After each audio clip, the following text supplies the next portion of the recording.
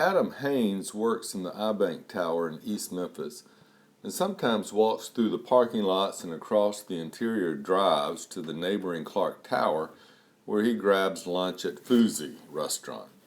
Today was a little bit easier to navigate through the cars thanks to MEMfix East.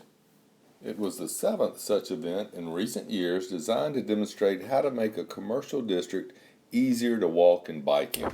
Well, sometimes it's kind of, you have to watch out and see people coming from different directions. Sometimes it can be kind of difficult sometimes, yeah. Do you think there could be some improvements?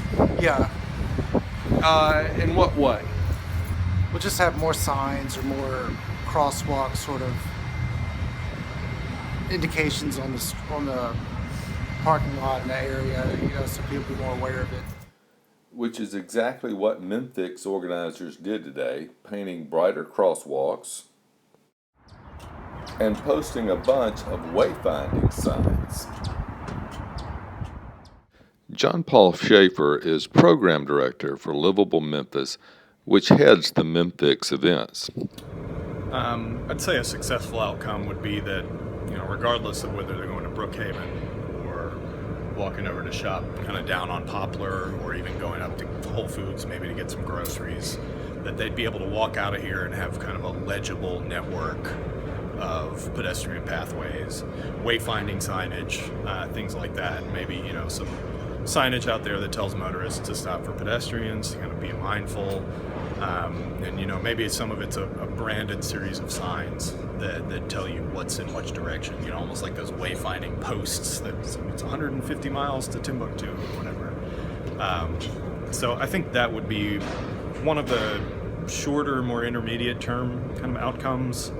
Another would be, long-term, parking lots.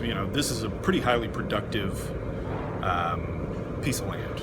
I mean, the things that are here are generating a lot of tax revenue, a lot of economic revenue, all those kinds of things. But, I think the towers, they still have maybe 20% occupancy, and they'd like to see it fill up. And that's another effect that I think comes from creating that more neighborhood kind of a feel. Unoccupied? Unoccupied, yes, sorry. And then, long term, maybe it's a business association, a business improvement district that comes together and looks at some of the parking lots and says, we could make better use of some of this space. Do we do liner buildings on parking lots, kind of like what's happening in Overton Square? Do we look at, doing some decks for shared benefit, and take some of the cars off the surface, get them into decks? Or do we look at tying into kind of the bus rapid transit options that might be coming down